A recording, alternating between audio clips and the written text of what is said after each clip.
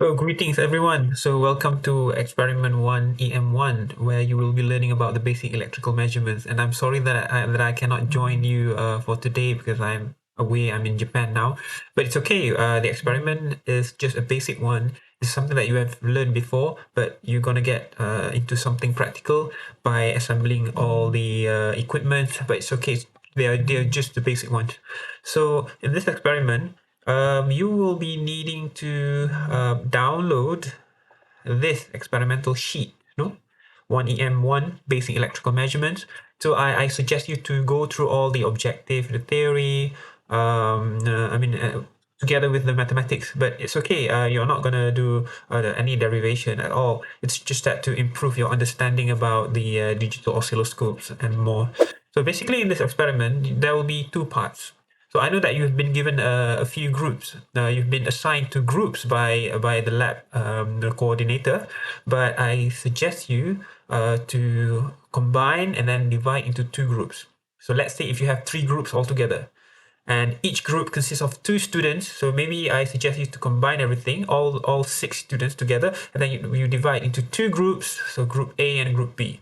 So group A will do experiment part A. So here we have experiment part A where you will need to, perform all these procedures, no? So procedures week 1, measuring the resistance using ammeters and voltmeters. You just follow one by one. But sometimes there will be problems with the equipment because the equipments are old, and they even give me problems sometimes. So of course we need to troubleshoot, and then maybe you need to change the emitter. So this is a challenge for you, but it's okay. I believe that you can get around the problem because you have many brains. So that's why I'm asking you to divide into two groups. So let's say if you have 6 and then you divide into 2, then you have 3 brains to work on one experiment. To make things easy, I've divided the experiment into two parts. So the first one is related to the resistor. So you've been given an unknown resistor, an unknown, something that you don't know the value of the resistance. You know the value of the resistance in ohm.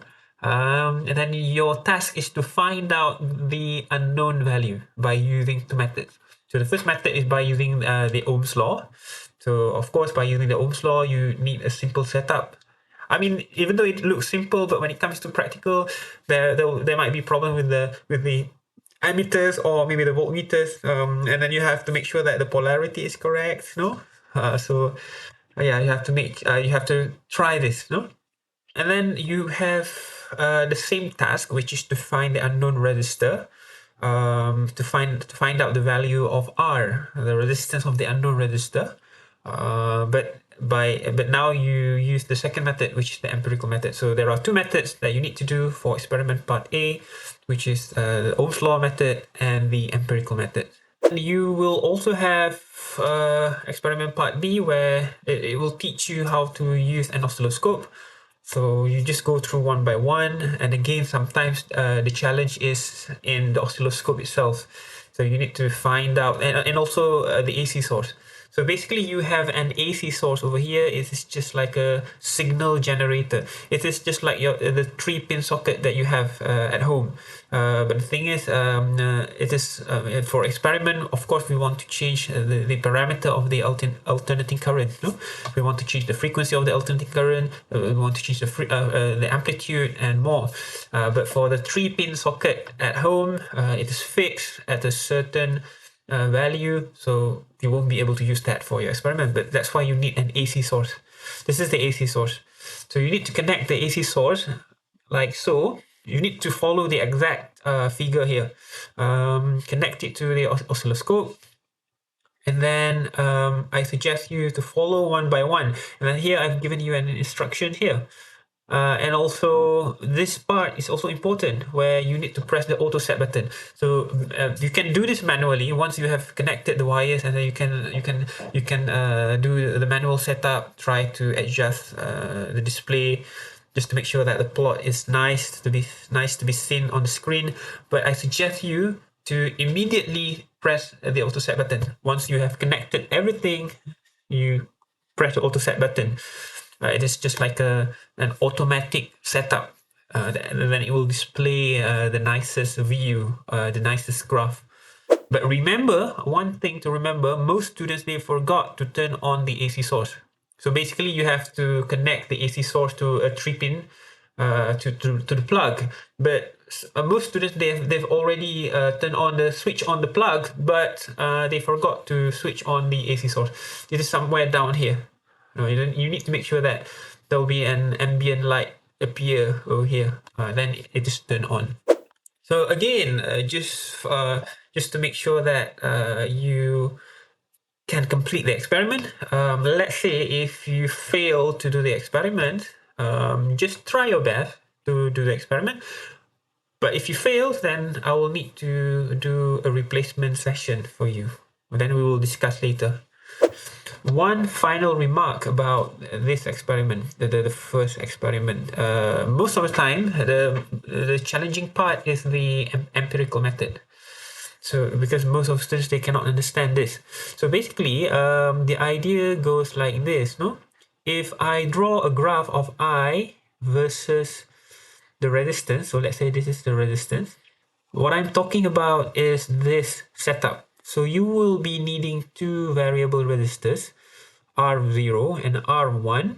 So R0 is to maintain the circuit at 10 milliamperes. No? When you do experiment, of course you want to fix the initial current. No? The initial current. Just like when you drive a car, when you first start the engine, all cars will have an RPM at about 1,500 run per minute, something like that. One to two. It depends on the cars, but they have like a common range. But here we try to fix the value at 10 milliamperes because if you want to do an experiment, they must be fixed. No, they must be fixed at the same value of initial current.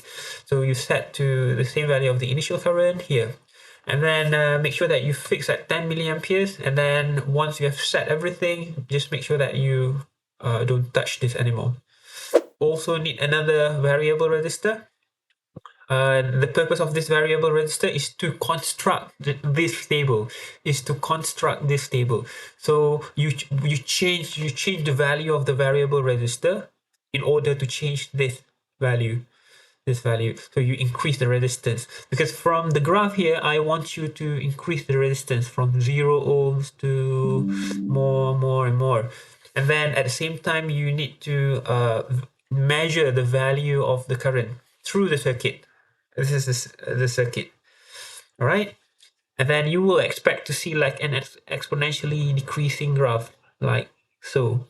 So it begins at 10 milliamperes.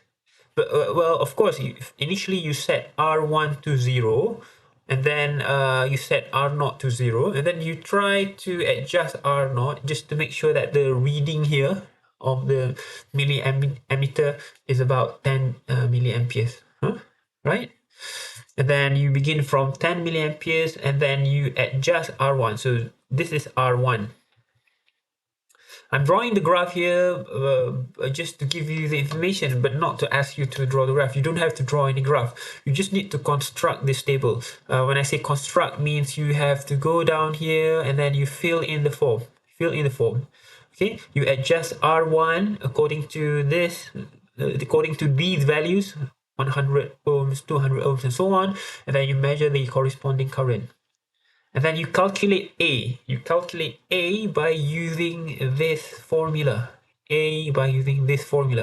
So let's say if you are if you set the value of the variable resistor to 200 ohms, then you plug in 200 here, and then you get the reading from the milliammeter, and then you divide by 10, and then take the natural logarithm, and then blah blah blah, and then you compute the value of A for that particular value, and then you keep on doing the same thing for all rows until you reach R1 equals to 1000 ohms. And then finally you calculate this alpha, by averaging all the values of A's.